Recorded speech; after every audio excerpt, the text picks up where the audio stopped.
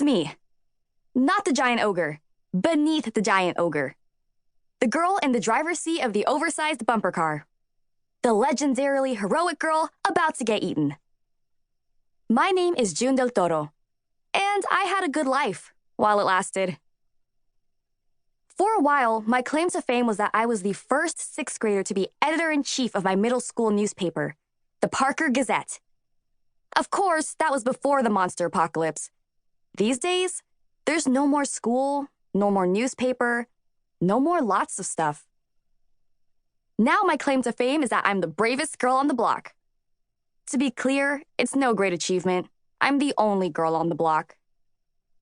Proof of bravery, you ask?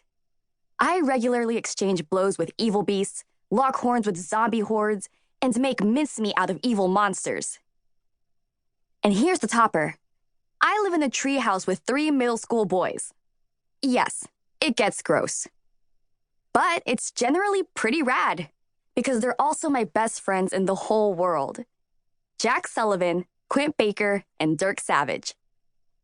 And we have a crew of good guy monster buddies who live at the local pizza joint next door. We spend most of our time competing in high-stakes lip-sync battles, cruising around in our post-apocalyptic pickup truck, and having Nutella sandwich-eating contests. Also, battling evil forces from another dimension that are trying to take over our world. And yep, in case you were wondering, that happens a lot.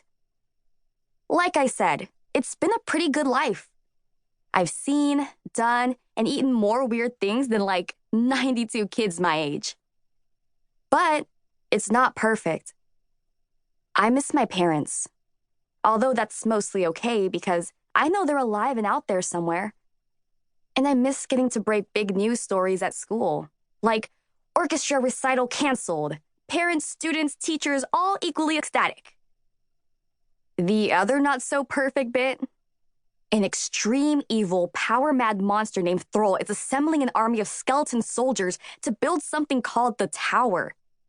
It's part of his plan to summon the ultimate endgame evil, Rezok, the ancient destructor of worlds. So, yeah, that part is lousy. But not as lousy as being eaten by a giant beast, which is what's about to happen! So, you know what? With the milliseconds remaining before I'm swallowed whole, let me explain how I got here. I stood alone at the center of the old Sunshine roller rink, tense and alert, ready for action. Suddenly, vroom! The roar of revving engines filled the air. A dozen doom carts, souped-up bumper cars built to fit monsters, like our boom carts, but bigger. Then I heard the squeal of microphone feedback. It was Quint, in the stands shouting into a bullhorn, "Let the unnecessarily dangerous test begin!" Jack and Dirk were next to Quint, and they all had a front-row view of the action. I was the guinea pig for this unnecessarily dangerous test, which was fine with me, because it was my idea in the first place. Also, I love guinea pigs. Dirk was gulping down beef jerky, while Jack watched the action through a pair of goofy, high-powered binoculars.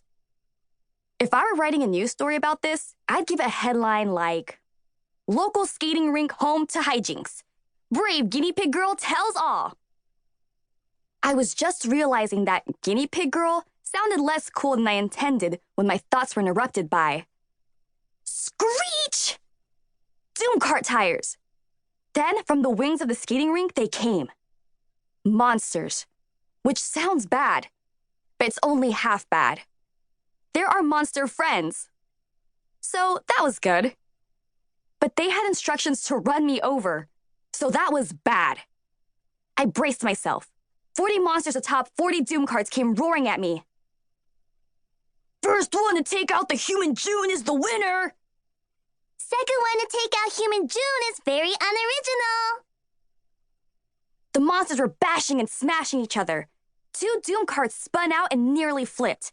And I was standing there, waiting. My heart was beating so fast, it was like there was an engine in my chest. Fern was the closest to me, so Skilka rammed into her. Fern shrieked as her doom cart spun out. Skilka cackled, "Now I am winning," and gunned it toward me.